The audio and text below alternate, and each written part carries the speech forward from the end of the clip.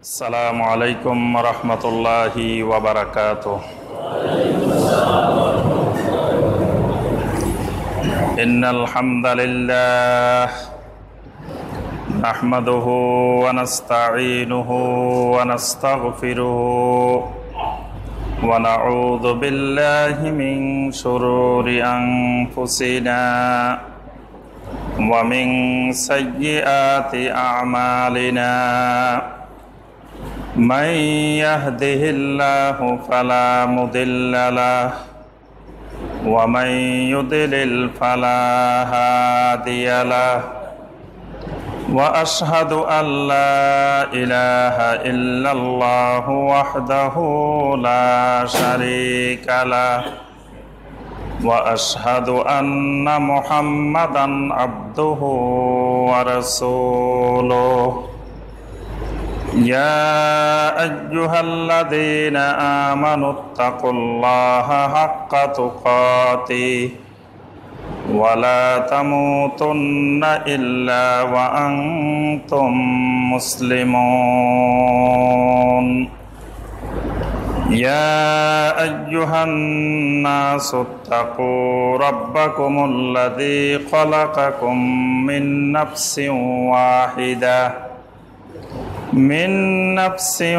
واحدة وخلق منها زوجها وبث منهما رجالا كثيرا ونساء واتقوا الله الذي تساءلون به والأرحام إن الله كان عليكم رقيبا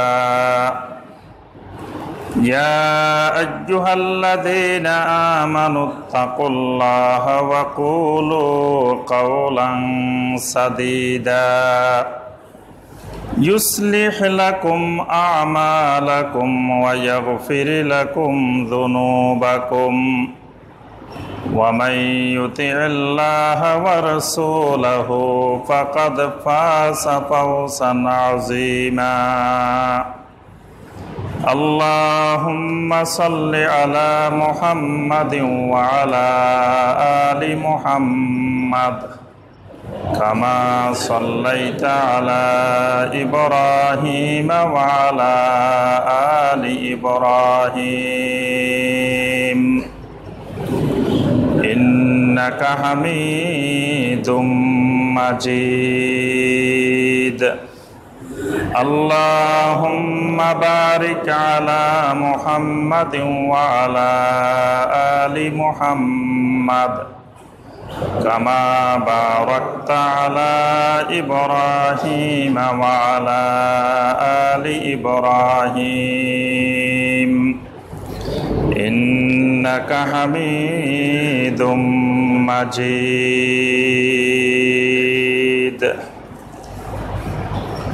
সম্মানিত উলামায়ে কেরাম, মুআজ্জাজ মুকাররাম মুসল্লিয়ানে আযম, আল্লাহ রাব্বুল আলামিনের দরবারে লাখো কোটি শুকরিয়া যে আল্লাহ রাব্বুল আলামিন আমাদেরকে 1438 হিজরি সনের 8ই শাবান তারিখে সলাতুল জুমুআ আদায় এবং খুতবাতুল জুমুআ শোনার উদ্দেশ্যে আল্লাহ রাব্বুল আলামিনের পবিত্র ঘর মসজিদে উপস্থিত হওয়ার পরে কোরআনে কারীম এবং হাদিসে নববী সাল্লাল্লাহু আলাইহি ওয়াসাল্লাম থেকে আল্লাহ রাব্বুল আলামিনের দ্বীন সম্পর্কে কিছু কথাবার্তা বলার এবং শোনার তৌফিক দিয়েছেন। সেই রাব্বুল আলামিনের শুকর আদায় করি, সকলে বলি আলহামদুলিল্লাহ। সম্মানিত মুসল্লিয়ানে কেরাম, আজকের খুতবায় আমরা যে বিষয়টি আলোচনা করব ইনশাআল্লাহ, সেই বিষয়টি হলো আল মা'মুরাত ওয়াল মানহিয়াত ফি শাহরে শাবান, অর্থাৎ শাবান মাসের করণীয় এবং বর্জনীয় দিকগুলো। বর্তমানে আমাদের সামনে আরবি যে মাসটি এসেছে এই মাসটির নাম কি? মাশাআল্লাহ, সবাই খবর আছে যে এই মাসের নাম শাবান। আজকে শাবান মাসের কয় তারিখ? এটার কিন্তু আওয়াজ কমে গেছে। শাবান মাস যতটুকু পারছেন, কিন্তু 8 তারিখ এটা কম পাওয়া গেছে। বোঝা গেছে যে আপনারা এখন সৃজনশীলে অভ্যস্ত না। বর্তমান পরীক্ষা পদ্ধতি কি সৃজনশীল পরীক্ষা পদ্ধতি না। আগের যুগের আপনাদের আমলের পরীক্ষা কিন্তু এখন নাই। এজন্য এবার যে ফলাফল বিপর্যয়, যে নতুন ধারার প্রশ্ন, নতুন ধারার খাতা দেখা। আজকের যুগের দিনই আলোচনা তো হবে সৃজনশীল, নাকি? যদি আমরা থাকি সেই পুরানা মডেলে, আর আজকের যুগ হয় আপনার কম্পিউটারের যুগ, ইন্টারনেটের যুগ, সৃজনশীলের যুগ, তাহলে তো আমরা পিছিয়ে থাকলাম। আমরা কিন্তু আলোচনার শুরুতেই বলছি যে 1438 হিজরি সনের 8 শাবান তারিখে। সৃজনশীলের নিয়মে হলো এটা, প্রশ্নের উত্তর কিন্তু আগে আছে, পরে আপনি বের করবেন ওখান থেকে প্রশ্নের উত্তরটা। তা আমরা কিন্তু প্রথমেই বলে দিছি, পরে জিজ্ঞাসা করছি যে আজকে শাবান মাসের কয় তারিখ। তাহলে বোঝা গেল সৃজনশীল এখনো বুঝতে পারেন নাই, আর আগের কথাটা মনোযোগ দিয়ে শুনেন নাই। শাবান মাসের কয় তারিখ বলছি, এই জন্য 8 তারিখ বলতে পারিনি। এই মাসটি গুরুত্বপূর্ণ একটি মাস, শাবান মাস। এই মাসের পূর্ববর্তী মাসের নাম কি? জি, রজব। এর পরবর্তী মাসের নাম কি? রমাদান। সুবহানাল্লাহ। এর আগের মাস তো অতিবাহিত হয়ে গেছে। পরবর্তীতে যে মাসটি আসতেছে, এই মাসটির নাম হলো শাহরে রমাদান, রমাদান মাস। বছরের 12টি মাসের মধ্যে সবচেয়ে গুরুত্বপূর্ণ, সবচেয়ে ফজিলতময়, সবচেয়ে মোবারকময় যেই মাসটি, সেই মাসটি হলো শাহরে রমাদান, রমাদান মাস। এই মাসটি উম্মতে মুহাম্মদী সাল্লাল্লাহু আলাইহি ওয়াসাল্লামের জন্য আল্লাহ রাব্বুল আলামিনের পক্ষ থেকে প্রদত্ত এক মহা নিয়ামত। সুবহানাল্লাহ। পূর্ববর্তী জাতিকে আল্লাহ পাক সিয়াম ফরজ করেছেন, রোজা ফরজ করেছেন, কিন্তু তাদেরকে আল্লাহ সুবহানাহু ওয়া তাআলা রমাদান মাসের মতো এরকম কোন নিয়ামতময়, বরকতময় মাস দেন নাই। সুবহানাল্লাহ। এটা শুধু আমাদেরকে দিয়েছেন। আমাদের প্রতি আল্লাহ পাকের বিরাট নিয়ামত শাহরে রমাদান। অন্য উম্মতদেরকে আল্লাহ সুবহানাহু ওয়া তাআলা সিয়াম দিয়েছেন, অনেক ফজিলতময় আমল দিয়েছেন, কিন্তু লাইলাতুল কদর দেন নাই। সুবহানাল্লাহ। এটা আমাদেরকে শুধু আল্লাহ সুবহানাহু ওয়া তাআলা দিয়েছেন। তাহলে যেই মাসটি আমাদের পরবর্তীতে আসতেছে, রমাদান মাস, সেই মাসের জন্য কিছু প্রস্তুতির দরকার আছে না? যদি বলা হয় যে আগামী মাসে আমাদের বাংলাদেশে আমেরিকার বর্তমান প্রেসিডেন্ট আসবেন, বর্তমান প্রেসিডেন্টের নাম কি? মাশাআল্লাহ, এই ব্যাপারে সবার মোটামুটি নলেজ আছে। তাহলে বর্তমান প্রেসিডেন্ট আমাদের বাংলাদেশ সফরে আসবেন 1 মাস পরে। তাহলে ওই মাস, ওই সফরকে কেন্দ্র করে এর আগ থেকে আমরা প্রস্তুতি নিতে শুরু করি না?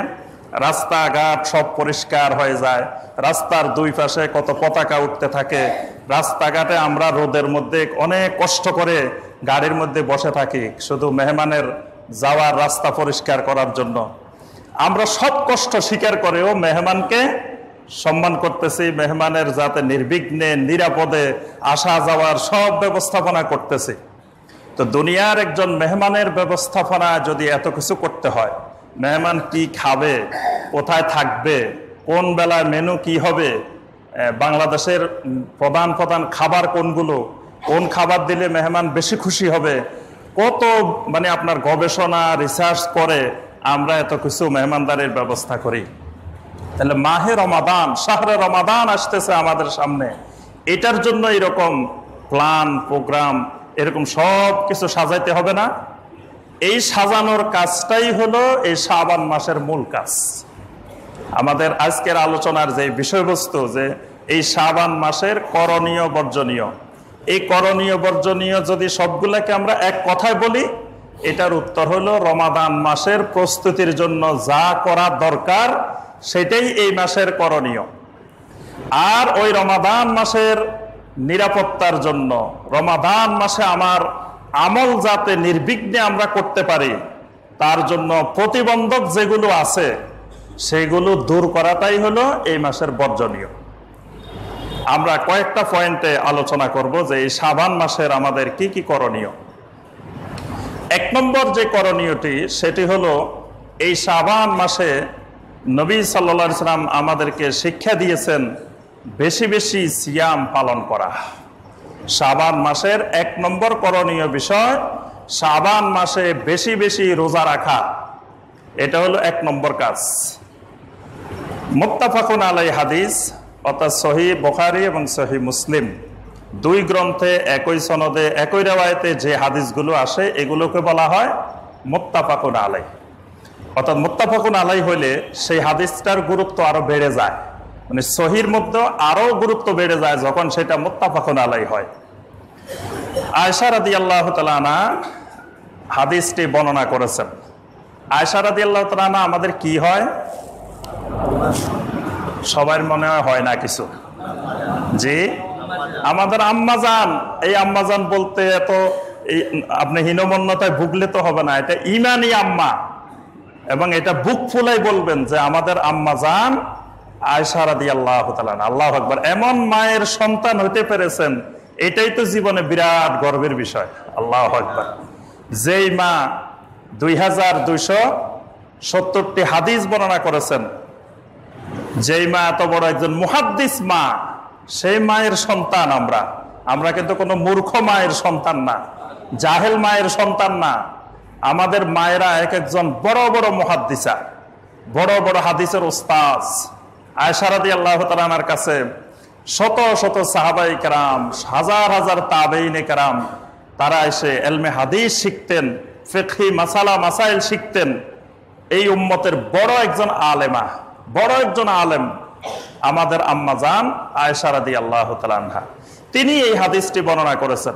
আয়েশা রাদিয়াল্লাহু তাআলা আনহা বলেন, লাম ইয়াকুনিন নাবিয়্যু সাল্লাল্লাহু আলাইহি ওয়াসাল্লাম ইয়াসুমু মিন শাহরিন আকসারা মিন শাবান।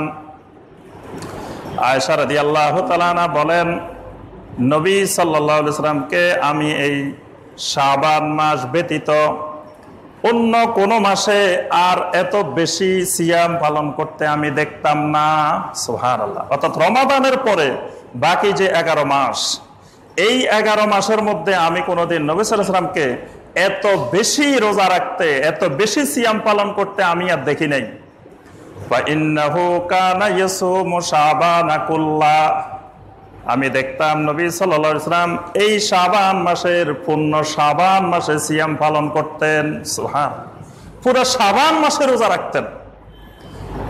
আরেকটি বর্ণনা এসেছে, ওয়া ইন্নাহু ইয়াসুমু শাবানা ইল্লা কলিলা, শাবান মাসের শুধু কয়েকটা দিন বাদ দিয়ে বাকি সম্পূর্ণ মাস নবী সাল্লাল্লাহু আলাইহি ওয়াসাল্লাম সিয়াম পালন করতেন।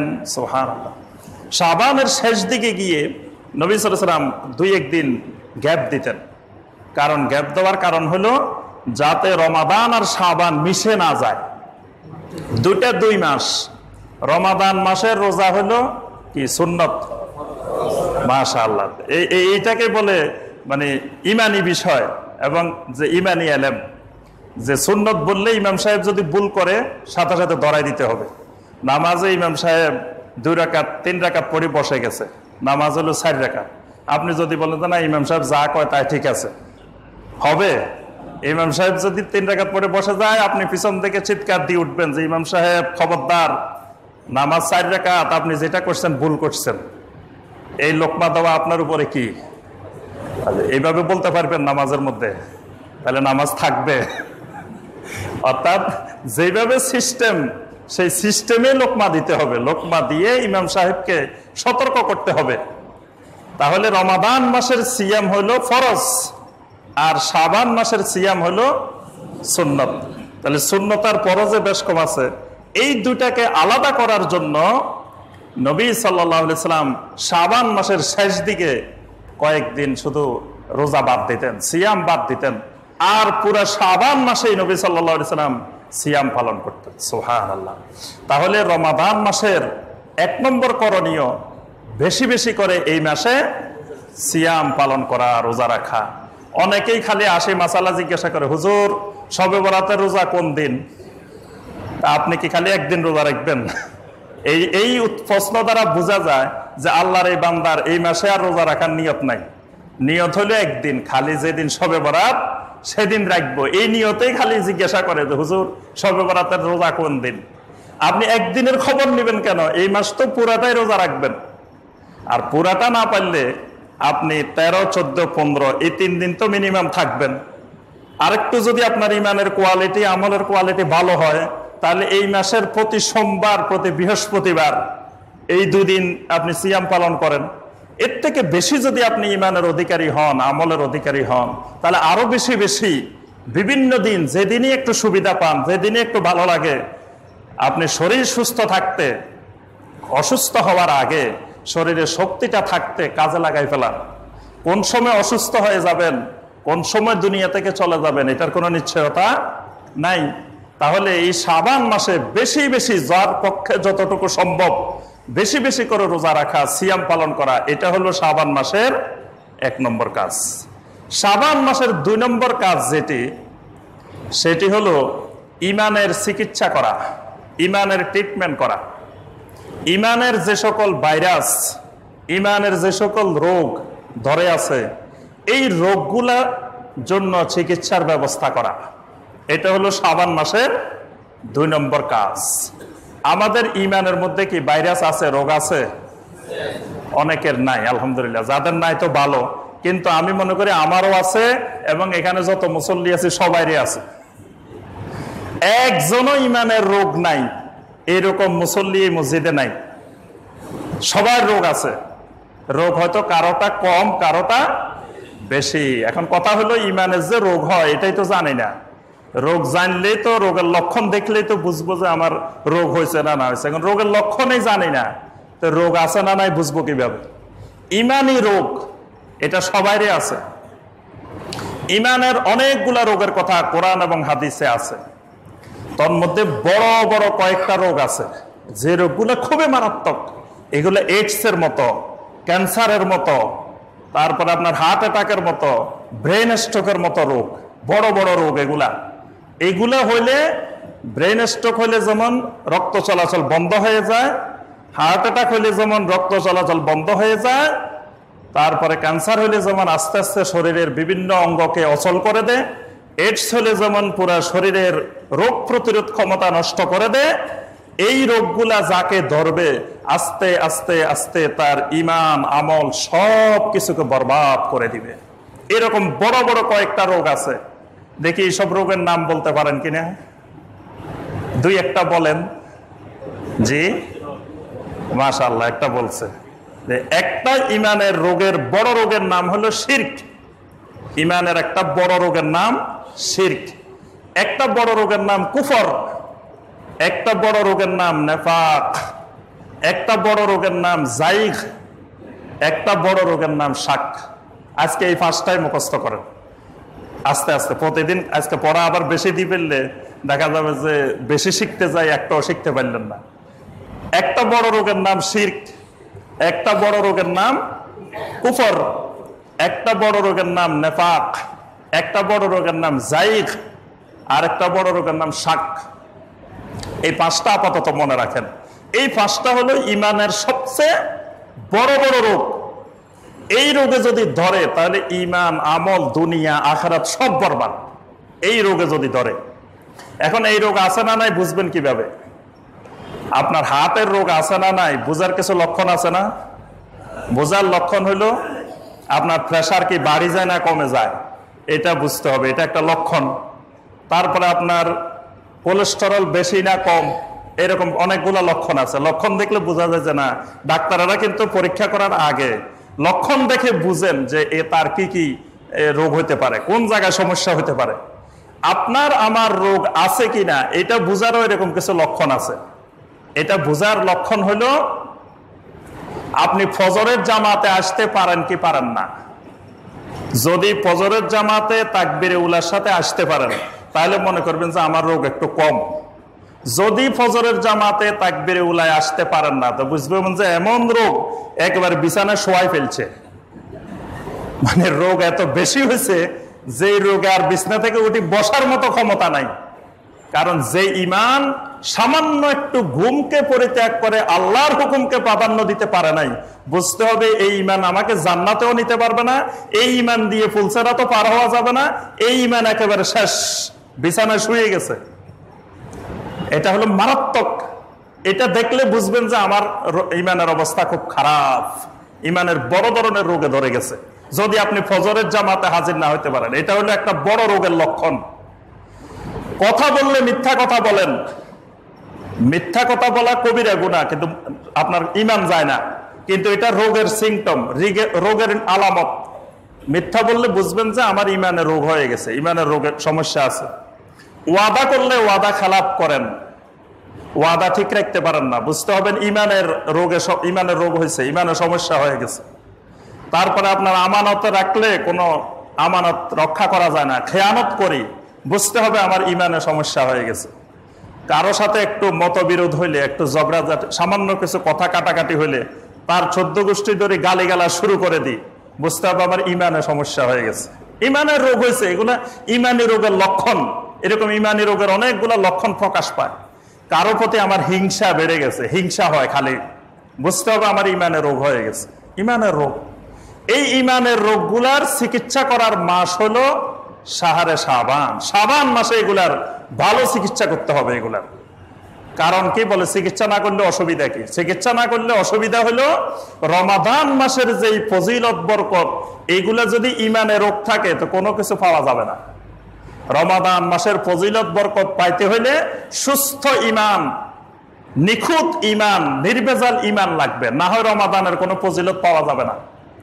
কারণ আল্লাহ পাক সূরা আল বাকারার 183 নম্বর আয়াতে, যেই আয়াতে কারিমার মাধ্যমে আল্লাহ পাক সিয়াম ফরজ করছেন, সেখানে আল্লাহ পাক উল্লেখ করেছেন, ইয়া আইয়ুহাল্লাযীনা আমানু কুতিবা আলাইকুমুস সিয়াম। প্রথমে আল্লাহ রাব্বুল আলামিন ডাক দিয়েছেন ইয়া আইয়ুহাল্লাযীনা আমানু। কাকে ডাকছেন?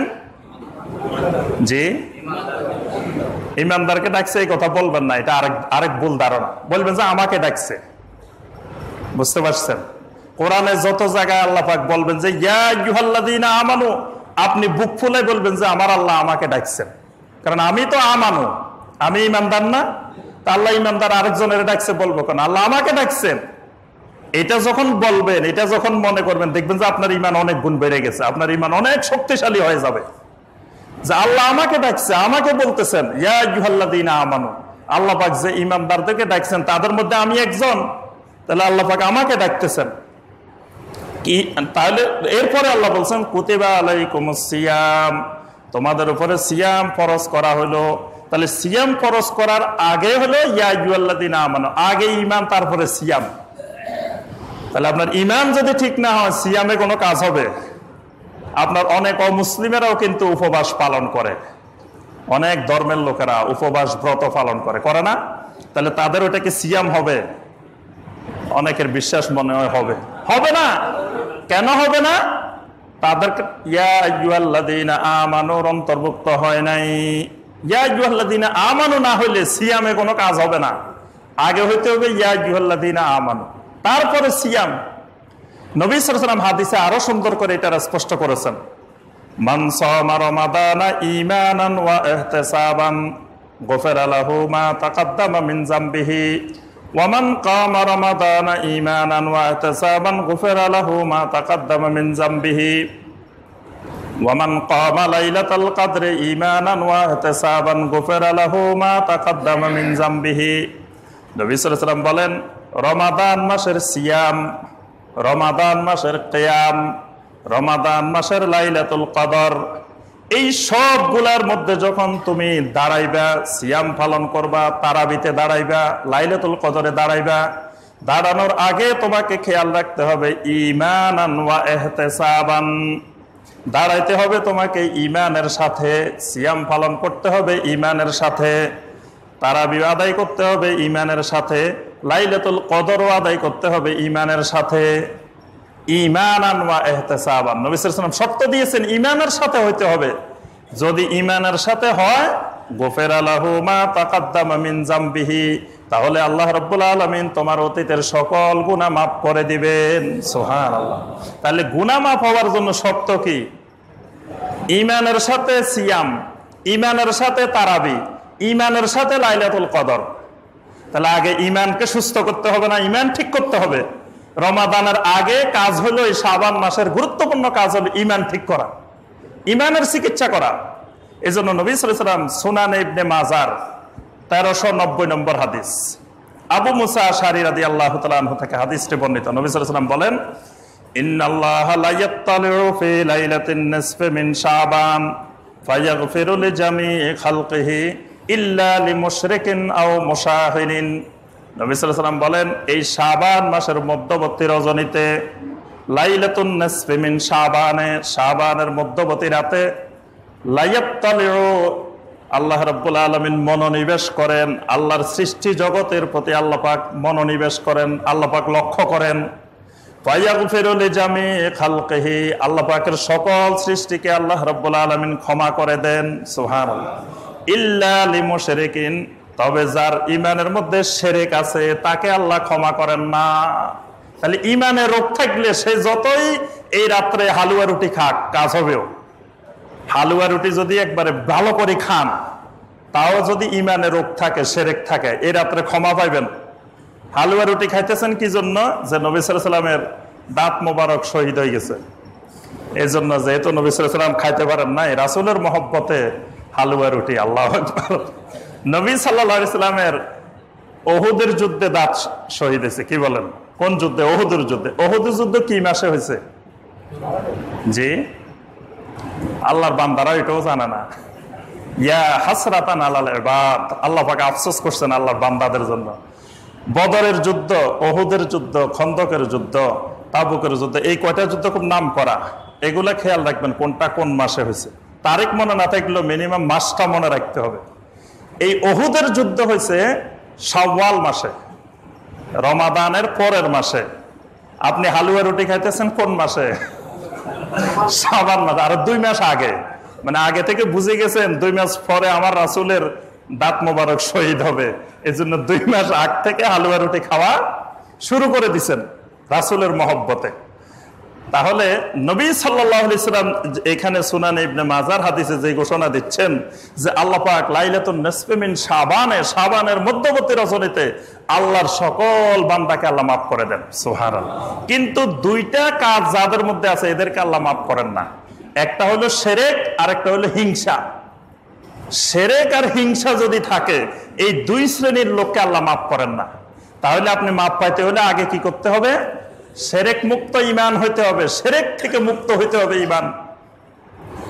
শিরক এমন এক জিনিস যেটা ভয়ঙ্করতম গুনাহ, মানে যত রকমের গুনাহ আছে সবচেয়ে বড় মারাত্মক পাপ হলো শিরক। সূরা লোকমানের 13 নম্বর আয়াত, ইয়া বুনাইয়া লা তুশরিক বিল্লাহ ইন্নাশ শিরকা লাযুলমুন আযীম। লোকমান আলাইহিস সালাম তার সন্তানকে বলতেছেন, ইয়া বুনাইয়া লা তুশরিক বিল্লাহ, ও আমার প্রিয় সন্তান, খবরদার আল্লাহর সাথে শিরক করিও না, কারণ ইন্নাশ শিরকা লাযুলমুন আযীম, শিরক হলো জুলমে আযীম। শিরক হলো সবচেয়ে বড় ধরনের জুলুম, বড় ধরনের গুনাহ, বড় ধরনের পাপ। শিরক হলো জুলমে আযীম। এটার মতো গুনাহ, এটার মতো জুলুম আল্লাহর জমিনে আর দ্বিতীয়টা নাই। কারণ এই জমিন আল্লাহর, জমিনের সব আল্লাহর। সেখানে আপনি যদি আল্লাহর সাথে অন্য কাউকে মালিকানা বানাই দেন, তাহলে এটা বড় জুলুম। আল্লাহর জমিন আরেকজনকে দিয়ে দিলেন, আল্লাহর ক্ষমতা আরেকজনকে দিয়ে দিলেন, এটার থেকে জুলুম আর নাই। আব্দুল্লাহ ইবনে মাসউদ রাদিয়াল্লাহু তাআলা আনহু নবী সাল্লাল্লাহু আলাইহি ওয়াসাল্লামকে গিয়ে জিজ্ঞাসা করলেন, ইয়া রাসূলুল্লাহ সাল্লাল্লাহু আলাইহি ওয়াসাল্লাম, আইয়ু যামবি ইনদাল্লাহি আকবার, আল্লাহ রাব্বুল আলামিনের কাছে কোন গুনাহটা সবচেয়ে মারাত্মক? নবী সাল্লাল্লাহু আলাইহি ওয়াসাল্লাম বললেন, আনতা জাআলা লিল্লাহি নিদ্দান ওয়া হুয়া খালাকাক, যে আল্লাহ রাব্বুল আলামিন তোমাকে সৃষ্টি করেছেন সেই আল্লাহর সাথে কাউকে সমকক্ষ নির্ধারণ করা, এটাই হলো আল্লাহ রাব্বুল আলামিনের কাছে সবচেয়ে বড় অপরাধ। অর্থাৎ শিরকটাই হলো সবচেয়ে বড় অপরাধ। শিরকের গুনাহ এমন গুনাহ, আল্লাহ পাক শিরকের গুনাহ মাফ করেন না। সূরা আন-নিসার 48 নম্বর আয়াত, আল্লাহ পাক ইরশাদ করেন, ইন্নাল্লাহা লা ইয়াগফিরু আন ইউশরাকা বিহি ওয়া ইয়াগফিরু মা দুনা যালিকা লিমান ইয়াশা ওয়া মান ইউশরিক ফাকাদ ইফতারা ইসমান আযীমা। রাব্বুল আলামিন বলেন ইন্নাল্লাহা লা ইয়াগফিরু আন ইউশরাকা বিহি, কেউ যদি আল্লাহ রাব্বুল আলামিনের সাথে শিরক করে আল্লাহ পাক সেই শিরকের গুনাহ কখনো ক্ষমা করবেন না। ওয়া ইয়াগফিরু মা দুনা যালিকা লিমান ইয়াশা, অন্যান্য গুনাহ আল্লাহ রাব্বুল আলামিন ইচ্ছা করলে ক্ষমা করে দিতে পারেন। সুবহানাল্লাহ, সব গুনাহ আল্লাহ মাফ করে দিতে পারেন, কিন্তু শিরকের গুনাহ আল্লাহ নিজেই বলতেছেন এটা মাফ করবেন না। তাহলে বোঝা যায় এটা কত বড় মারাত্মক গুনাহ যেটা আল্লাহ মাফ করবেন না। সহিহ মুসলিমের মধ্যে হাদিসে কুদসি হিসাবে এসেছে, আল্লাহ পাক আল্লাহর বান্দাদেরকে বলতেছেন মান লাকিয়ানি বিকুরাবিল আরদি খাতিয়াতান লা ইউশরিকু বি শাইআ, যে ব্যক্তি কিয়ামতের ময়দানে বিশাল বিশাল পাহাড়ের মতো গুনাহ নিয়ে আমার কাছে আসে, বিশাল বিশাল এক একটা ধরেন ওই হিমালয় পাহাড়ের মতো বড় বড় পাহাড়, উহুদ পাহাড়ের মতো বিশাল বিশাল পর্বতের মতো গুনাহ নিয়ে যদি কেউ আমার কাছে আসে, লা ইউশরিকু বি শাইআ, কিন্তু আমার সাথে কখনো শিরক করে নাই, গুনাহ আছে অনেক কিন্তু শিরক করে নাই, লাকিতুহু বিমিসলিহা মাগফিরা, আল্লাহ রাব্বুল আলামিন বলেন সেই যেমন বিশাল বিশাল পাহাড় পরিমাণ গুনাহ নিয়ে আমার কাছে আসে, আমি আল্লাহ রাব্বুল আলামিনও ওই রকম বিশাল বিশাল পাহাড় পরিমাণ মাগফিরাত নিয়ে তার সাথে মোলাকাত করি। সুবহানাল্লাহ, গুনাহ যেমন বড় আল্লাহর মাগফিরাতও বড়। সুবহানাল্লাহ, গুনাহ যত বড় আল্লাহর রহমত তত বড়। সুবহানাল্লাহ, কিন্তু সত্য কি লা ইউশরিকু বি শাইআ, আমি আল্লাহর সাথে শিরক করে নাই, শিরক করে নাই। তাহলে মাগফিরাত এরকম বিশাল মাগফিরাতের সাথে আল্লাহ পাক মোলাকাত করবেন, কিন্তু শিরক করলে আল্লাহ পাক ওই বান্দার সাথে মোলাকাত করবেন না। শিরক এমন এক অপরাধ, শিরকের এই রোগে যদি কাউকে ধরে তার আমল সব বরবাদ, যত আমল আছে নামাজ রোজা হজ যাকাত যত ইবাদত আছে সব বরবাদ হয়ে যাবে। সূরা জুমারের 65 নম্বর আয়াত আল্লাহ পাক ইরশাদ করেন ওয়ালাকাদ উহিয়া ইলাইকা ওয়া ইলাল্লাযিনা মিন ক্বাবলিকা, হে রাসূল আমি আপনার প্রতি ওহী নাজিল করে বলতেছি আপনার পূর্ববর্তী সকল নবীদেরকে আমি এই কথাটা জানিয়ে দিয়েছি, লাইন আশরাকতা লায়াহবাতান্না আমালুক, যদি শিরক করো সকল আমল বরবাদ হয়ে যাবে। যদি শিরক করো, ওই শিরক এমন রোগ যে রোগে পুরা শরীর পুরা ঈমান নষ্ট করে দিবে, সকল আমল বরবাদ, কোনো আমল তোমার কাজে আসবে না। শিরক এমন এক অপরাধ যেই শিরক করলে আল্লাহর জান্নাত আল্লাহ হারাম করে দেন, কারণ আল্লাহর এই জমিন সম্পূর্ণ একক মালিকানা আল্লাহর। তা আপনি আমি যদি আল্লাহর জমিনে আরেকজনকে হকদার বসাই, তো জান্নাতেও আল্লাহ সুবহানাহু ওয়া তাআলা আমাকে আপনাকে, পুরো জান্নাতের মালিক আল্লাহ, সেই জান্নাতে আল্লাহ রাব্বুল আলামিন আমাকে আপনাকে ঢুকতে দিবেন না। সূরা আল মায়েদার 72 নম্বর আয়াত আল্লাহ পাক ইরশাদ করেছেন ইন্নাহু মান ইউশরিক বিল্লাহি ফাকাদ হারামাল্লাহু আলাইহিল জান্নাহ ওয়া মাওয়াহুন নার ওয়া মা লিয-যালিমিনা মিন আনসার। আল্লাহ পাক বলেন কেউ যদি আমার সাথে শিরক করে ফাকাদ হারামাল্লাহু আলাইহিল জান্নাহ, আল্লাহ পাক তার জন্য আল্লাহর জান্নাতকে হারাম করে দেন। আল্লাহর জান্নাত তার জন্য হারাম।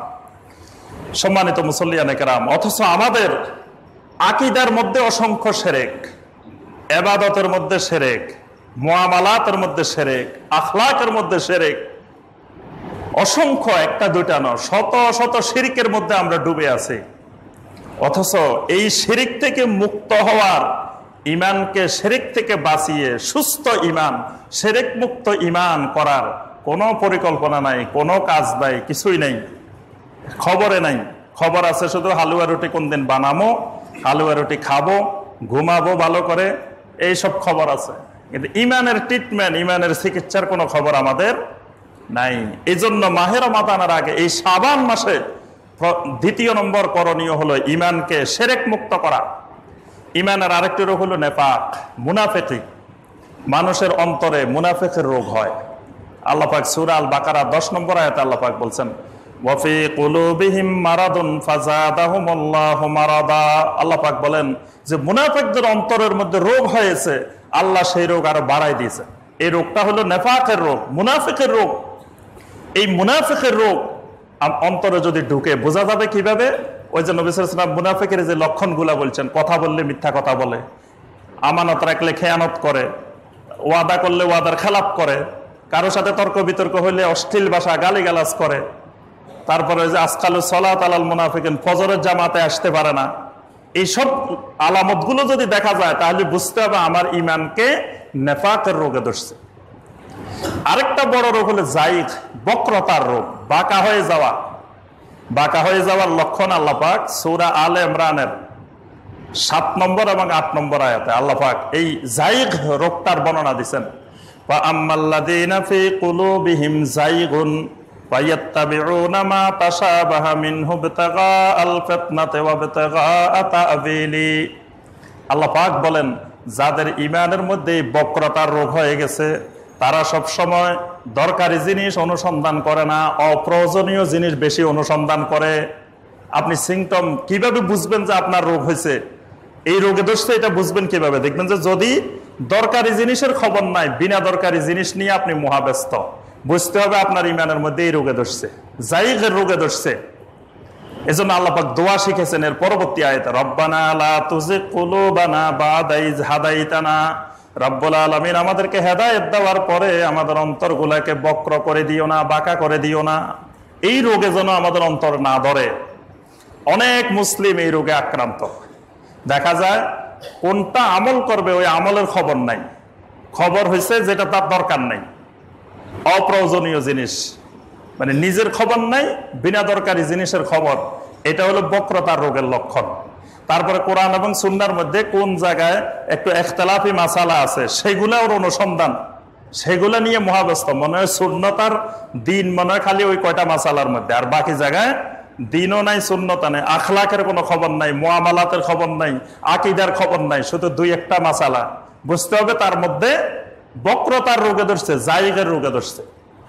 আরেকটা রোগের নাম হলো শাক। শাক মানে সন্দেহের রোগ।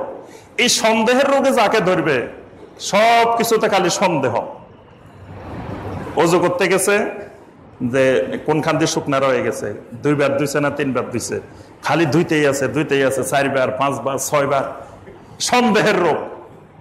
তারপরে আপনার কাপড়ে কোনখান দিয়ে নাপাক লাগছে, নাপাকি আছে কি নাই, প্রস্রাব করলাম যে প্রস্রাবের ফোঁটা লাগলো কি লাগলো না, সন্দেহ, খালি সন্দেহ।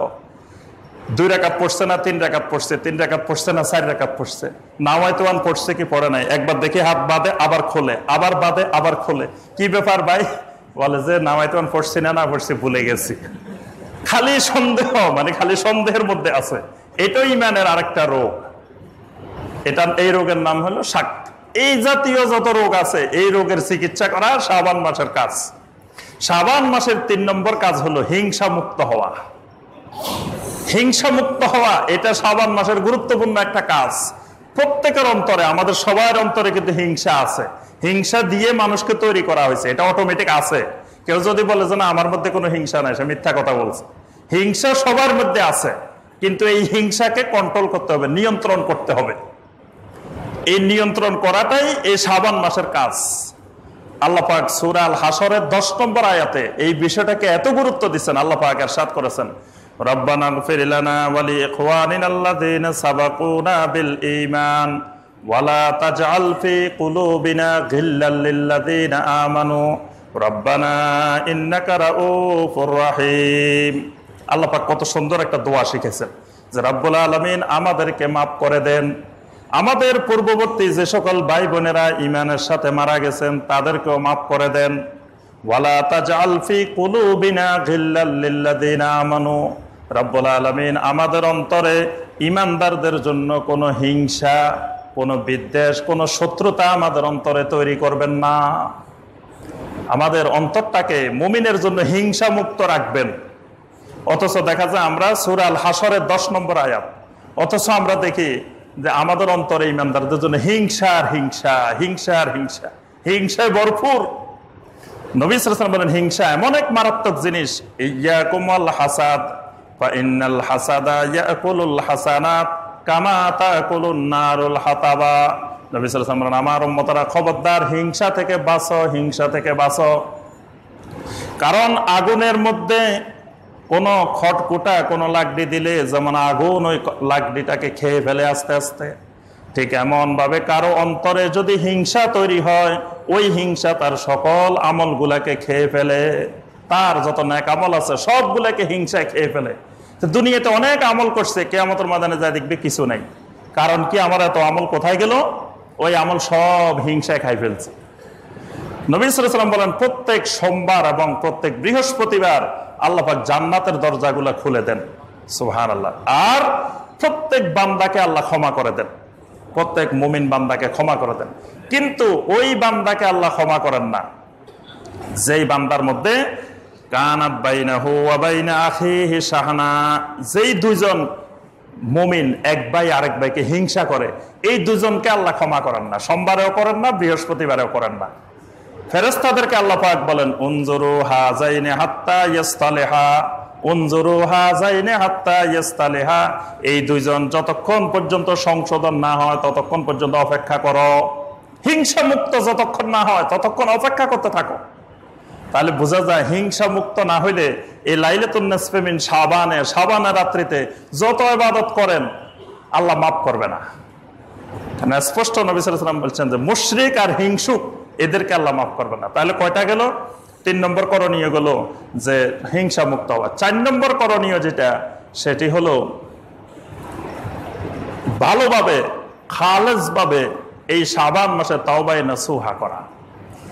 কারণ রমাদান মাসের আমলগুলো করলে আল্লাহ পাক যে গুনাহ মাফ করবেন সেগুলো কোন গুনাহ? সগীরা গুনাহ, ছোট গুনাহ মাফ হবে আমলের দ্বারা। কিন্তু বড় গুনাহগুলা, কবিরা গুনাহগুলা মাফ হইতে হলে কি লাগবে? তওবা লাগবে। এই জন্য রমাদান আসার আগে, এই লাইলাতুন নিসফে মিন শাবান আসার আগে খালেস ভাবে তওবা করে নেওয়া। নবী সাল্লাল্লাহু আলাইহি ওয়াসাল্লাম উম্মতকে বলেন, ইয়া আইয়ুহান নাস তুবু ইলাল্লাহ, হে দুনিয়ার মানুষ আল্লাহর কাছে তওবা করো। আমি নবী হয়ে, মাসুম হয়ে, ইন্নী আতুবু ইলাল্লাহি ফিল ইয়াউমি মিয়াতা মাররা, আমি দৈনিক 100 বার আল্লাহর কাছে তওবা করি। সুবহানাল্লাহ। তওবা হলো আম্বিয়াদের খাসলত, নবীওয়ালা খাসলত, নবীওয়ালা স্বভাব, যে বেশি বেশি আল্লাহর কাছে তওবা করা। নবী সাল্লাল্লাহু আলাইহি ওয়াসাল্লাম মাসুম, আল্লাহ পাক আগের গুনাহ পিছনের গুনাহ সব মাফ করে দিয়েছেন, তারপরেও দৈনিক 100 বার, মিয়াতা মাররা 100 বার নবী সাল্লাল্লাহু আলাইহি ওয়াসাল্লাম বলতেছেন আমি তওবা করি। তো নবী সাল্লাল্লাহু আলাইহি ওয়াসাল্লাম যদি 100 বার করেন, আমাদের কয় হাজার বার করা দরকার? যেখানে নবী সাল্লাল্লাহু আলাইহি ওয়াসাল্লামের একটা গুনাহও নাই সেখানে যদি 100 বার হয়, তো যাদের জীবনে চলে গুনাহ, গুনার উপরে ভর করে জীবন চলে আমাদের, সকাল থেকে সন্ধ্যা পর্যন্ত গুনাহ আর গুনাহ, সব গুণে শেষ করা যাবে, আমাদের গুনাহ গুণে শেষ করা যাবে না। সেখানে আমরা কয়বার তওবা করা দরকার? এই জন্য এই শাবান মাসে আমরা কবিরা গুনাহগুলো থেকে তওবা করে নিই। 5 নম্বর করণীয় যেটা, সেটা হলো রমাদানের জন্য পরিকল্পনা করা।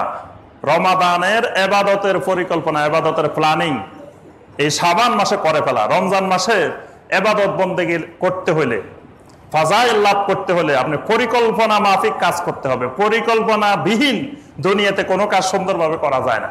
তাহলে রমাদান মাসে আমি কিভাবে কোরআন তেলাওয়াত বাড়াই দিব, নফল নামাজ বাড়াই দিব, বিভিন্ন ইবাদত বন্দেগী বাড়াই দিব, সাদাকা বাড়াই দিব, এগুলো যে বাড়াবো, এই বাড়ানোর জন্য কি পরিকল্পনা লাগবে না? সময় বের করতে হবে। তাহলে এই সময়টা আমি কিভাবে বের করব? এই রুটিনটা শাবান মাসে করে ফেলতে হবে। এবং রমাদান মাস আসলে আমি এতেকাবে থাকবো, তো এতেকাবে যদি 10 দিন থাকি, তাহলে ওই 10 দিন আমার কার্যক্রম এগুলো ম্যানেজ করতে হবে না? আগে থেকে যদি কারো পরিকল্পনা না থাকে, এই লোক রমাদান মাসে কোনো ইবাদত করতে পারবে না। কারণ রমাদান মাস আসলে আমাদের ব্যস্ততা আরো বেড়ে যায়। ব্যবসায়ী যিনি সারা 11 মাস ব্যবসা করে, তার রমাদান মাস আসলে আরো বেড়ে যায়। তারপরে আলেম ওলামাদেরও ব্যস্ততা বেড়ে যায়, কারণ সারা বছর থেকে আমরা রমজান মাসে সাদাকা যাকাত বেশি কালেকশন করি, ব্যস্ততা বেড়ে গেছে। বিভিন্ন সবাই মানে যে যে পেশায় আছেন তার কিন্তু ব্যস্ততা রমাদান মাসে বেশি।